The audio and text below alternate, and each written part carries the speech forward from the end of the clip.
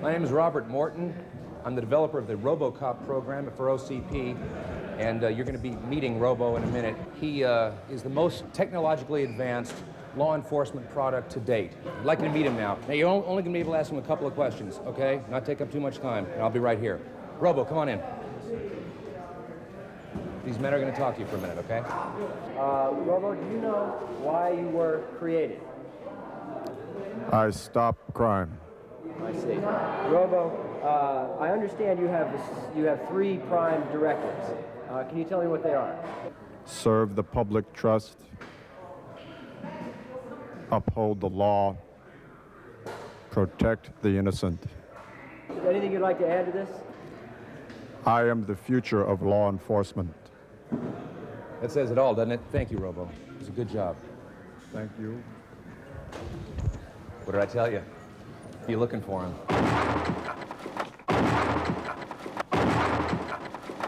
This picture takes place in old Detroit in the future.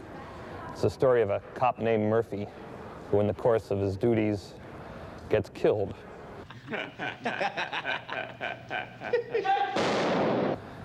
And he is rebuilt as a cyborg, part man, part machine, and he is now programmed as the future of law enforcement. I was reading a lot of comic books for a studio. They came to me one day and said, Ed, read these comic books. We want to know what you think of comic books. And I had never really read comic books, particularly of this sort, which were of these sort of modern, neurotic superhero. Iron Man, Spider-Man, Machine Man, all these things that a guy named Stan Lee over at Marvel created. It was the superhero who had sort of trouble being a superhero.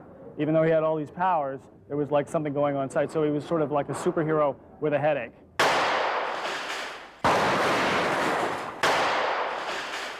Robocop has been looking for me and my boys because we're the ones that shot him up at the beginning. And as the film has gone along, he's discovered who we are, so he's come looking for us. And he happens to find us here.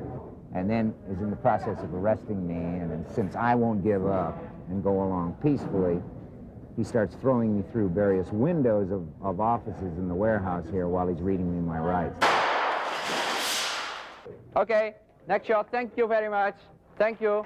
Just a little bit blood, that's natural, I suppose, or is it just fake blood? Huh? That's what we're in the process of doing, and that's what all this business comes from. So when they take me to the police station later, you know, I look something like this. Okay, ready? Action!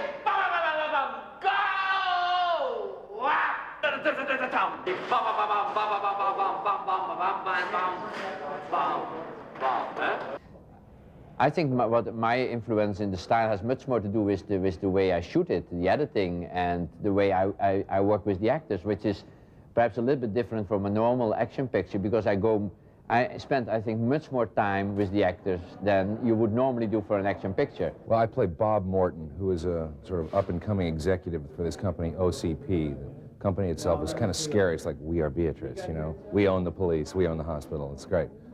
And he's like the most ruthless, ambitious agent who ever sat behind a desk at William Morris. That's how I equate it, you know?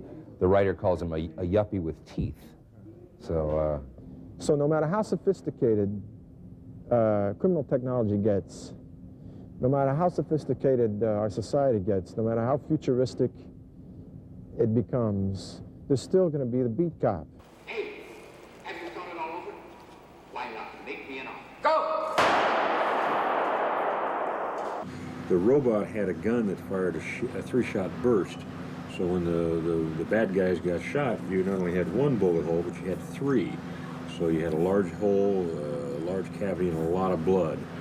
And these are extra large blood bags, but in a lot of the sequences, that's how much blood we'd use with 3 or 4 of the bullet hits to get the blood gushing and spurting off the chest cavity and the body cavities of a lot of the shots.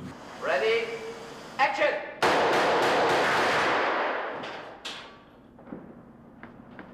Right here. Well, I could hardly feel the The brass of your last round hit me right on the chest. Yeah. I figured if you wanted to take a shot at me after I did this to you, I couldn't blame you. Actually, the rigging was really superb. I hardly felt the impact of this. Now, when those things go off, what do you feel? Feels like, that's it, we're doing a super jump. Yeah.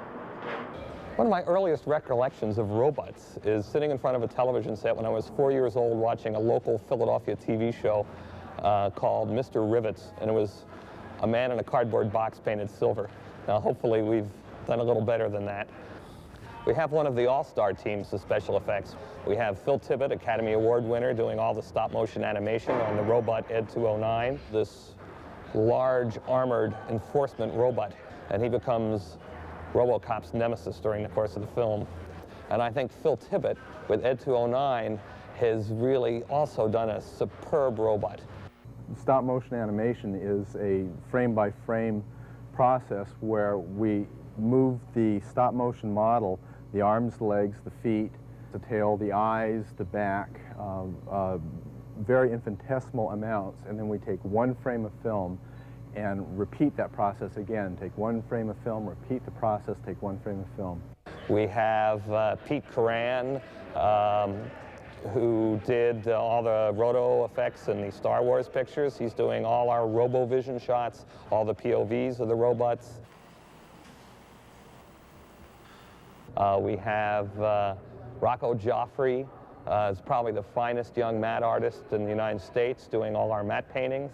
But I think Rob Bottin here has really designed and created one of the most interesting, most spectacular robots I've ever seen on film. Well, today we're shooting the scene where Murphy gets killed by the gang. First they blow off his hand, and then they blow off his arm, then they blow off his head. It's, Rob Bottin has created all these prosthetics, and they're quite startling. We were going to use Peter Weller to blow his head off, but we decided we may need some looping later on, so Rob Bottin has created a wonderful prosthetic, a puppet of Peter Weller, which looks exactly like him. Go! And it sits up and it looks around and it gets frightened and screams, and the whole back of the head blows off. Quite traumatic. Get out of here. The future of law enforcement. Robocop.